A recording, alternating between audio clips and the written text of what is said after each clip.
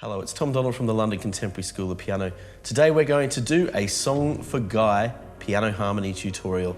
This is a classic instrumental piece composed by Elton John in the late 70s. It comes from his album, A Single Man, and it's a wonderful track this is. It's an instrumental piece. It sort of has a somber, almost stately feel to it, but at the same time it uses a lot of those lovely sort of lush popular music chords that you hear in a lot of Elton John songs. And if you're a fan of our work at the London Contemporary School of Piano and you need help with your chords and getting more fluent with the chords that you're playing, you should head over to our website, contemporaryschoolofpiano.com, and ask for our free resources kit, which has many chord sheets and lead sheets and templates which will help you play through your chords, particularly when you're playing through an Elton John piece. And today I'm really going to focus on the chords. That's the main take I'm going to give you with this piece. We're just going to really focus on the chords and the harmonies, getting our fingers around the chords, and that's a really good starting point. Now, the story behind this piece is, I believe Elton John actually wrote it for a member of his record label who tragically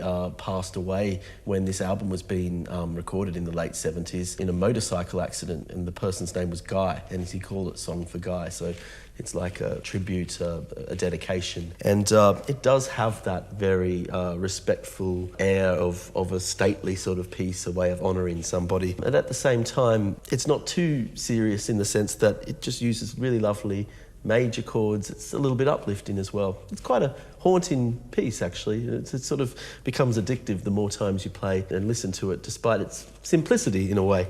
Let's go over some of the chords. So we've got C major. I'm just going to play it, I'm going to chord it out for now. C major, G over B, B flat major, F major. We'll do that again. C major,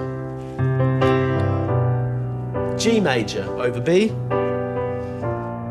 B flat major, F major. Now I'm adding a bit of an Elton groove to it. I'll talk a bit about the Elton groove and groove in general a little bit later on in this tutorial. Now I'm going to insert the melody in the right hand with the chord, and that means I end up using passing notes and some inversions. I'm just going to play the right hand by itself so you can see it closely.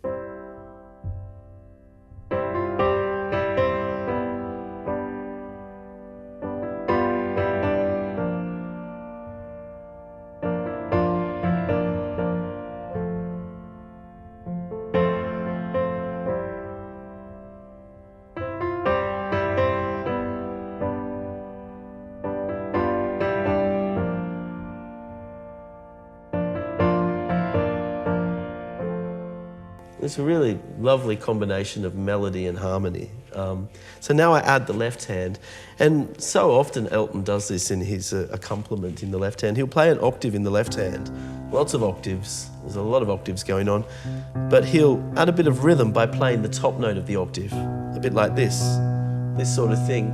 And you'll see me doing a lot of this when I play this piece. It just works so well.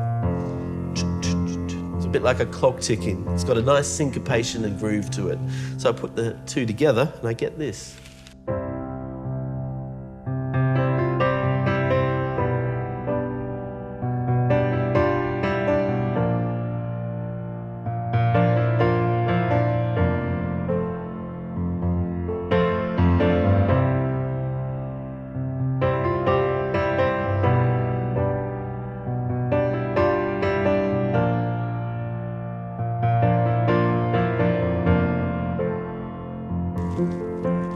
That's really, really beautiful. It's quite beautiful playing this too on a 100-year-old Blüthner grand piano, a beautiful German instrument. It sort of has a really lovely warmth to it, and so it's really lovely to play. So we're going to move to the next section of the piece now we've covered that first theme. And this second theme is a really interesting contrast, and it's a very, very simplistic melody, and it's chorded out with some interesting variations. So the melody is just like Three Blind Mice, right? All it is... And then we add this rhythm to it. I'll do that again. Da, da, da, da. And now I harmonise it with the following chords. C major with the E at the top, so it's a second inversion. D minor with a D on the top, and C major, now with the C on the top. So I get these sort of descending chords. And then I just have the C in the bass, ticking away like this.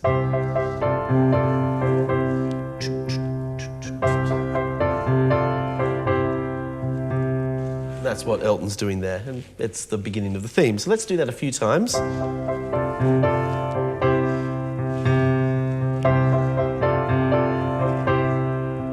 Now he moves the theme up to F major, so we now have the theme on a C going down like this.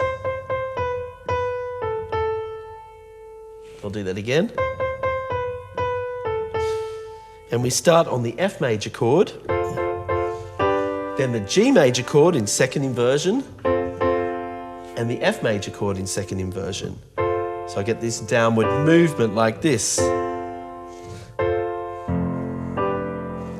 And I just keep the F in the bass, which creates a really lovely tension, particularly that G major over the F. So the sequence ends up being like this. It's a descending sequence.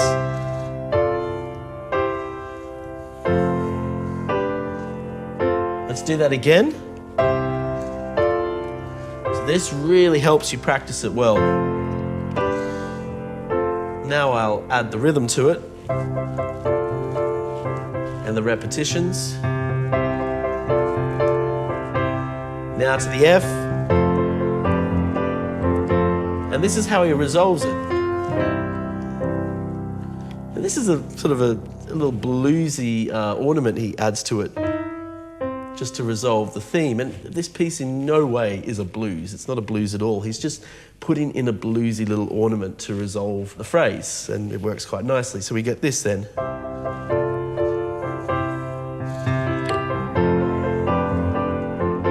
We resolve it.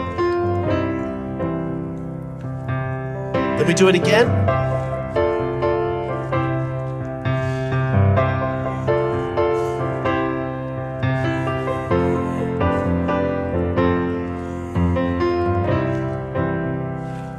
Now we get this explosion of all these different chords, and the music really starts to develop. He's developing the chords with a very simple melody, and so we get this sort of simple melody but more sort of complex chords.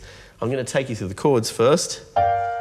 B flat major 6. And by the way, if you're scared of chords like B flat major and A flat major and E flat major, please head on over to our website, contemporaryschoolofpiano.com, and get our free resources kit with all of our supporting chord lead sheets to help you get to grips with these chords, which actually are not as hard on the piano as they look, and as people might say they are. It's really important just to get your hands onto these chords. So we've got a B flat major 6. It's a B flat major with a G in it, 6 notes up from the B flat. So we got this. Then we have a D minor.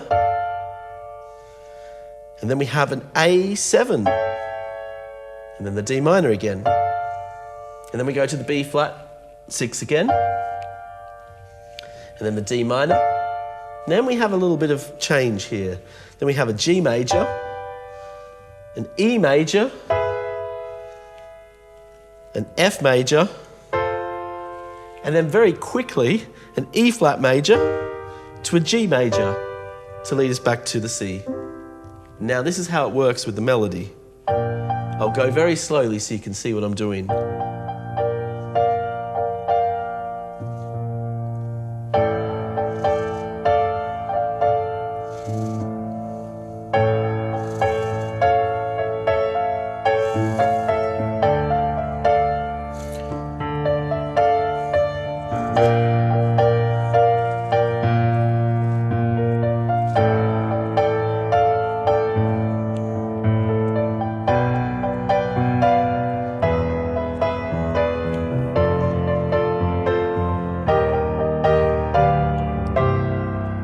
So I'll do that up to concert speed.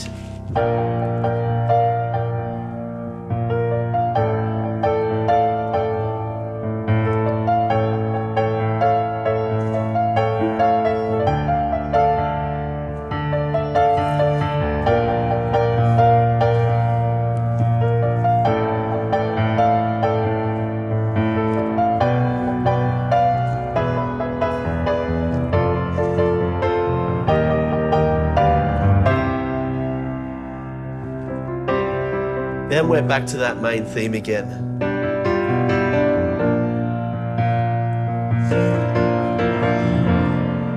So earlier on I was talking about the groove, and that sort of Elton-esque groove where that left hand is slightly syncopated over those chords, and it's a very specific sound. But groove in of itself, rhythm and groove, it's a bit of a dark art, and really it's not spoken about anywhere near enough. And that's why I put together the Groove Mastery course. It's a 3-hour crash course on the art and the science of groove, and it's available from our website. You can just click on the link below. It's a specialized link for the course, Groove Mastery. It's just for a mere $25 US or 20 British pounds or whatever local currency you have.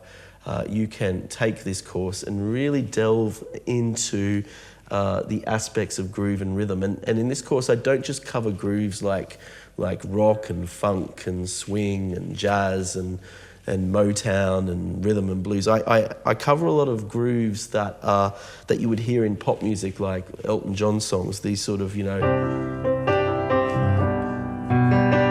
these movements and rhythms that are virtually never ever taught in textbooks or notated. They just don't teach this stuff at school, trust me. So that's why I put together this course, because it really fills that void a little bit. And I know for some of you that's a great way that you can sort of support yourself through our material here on our YouTube channel by investing in this course. And you're also supporting us so we can continue to keep bringing you this great free content that we produce for you. So it's a great way. You not only help us, you're actually supporting yourself in your musical journey. So head on over to our site to get our Groove Mastery course. You can click the link below to check that out. And to finish off with, I'm now going to play the entire piece, Song for Guy. And I'm going to make a couple of extra stylistic changes to it. You see, I'm a fan of Elton John, but I'm also a fan of Keith Jarrett. And Keith Jarrett was playing some amazing stuff in the late 70s when Elton John was playing. And very recently I've come across some Elton interviews where he said in the late 70s, like the older interviews from the late 70s, where he was saying how he was a real fan of Keith Jarrett and had a real love for his playing. And I always somewhat sensed in the late 70s Elton was listening to stuff like Jarrett. I could feel something in the influence. And they're two pianists, whilst they're completely different to each other, they're two pianists I really enjoy listening to, and I've absorbed their style over many years. So I'm going to add a little bit of some Jarrett-esque sort of Keith Jarrett-like movements to this piece now, to Elton's Song for Guy. Look, when you hybridize two different styles and you put them together, you end up with something completely different, and I'll probably just end up playing it more in my own style than sounding like anyone in particular. But I thought it'd be a nice little experiment to try and play the piece in a sort of late 70s Jarrett style, because I think that and Elton actually sort of meet in a moment of some sort of musical common ground. So I hope you enjoy it. I'm going to give it a shot right now. Here we have Song for Guy, Elton John.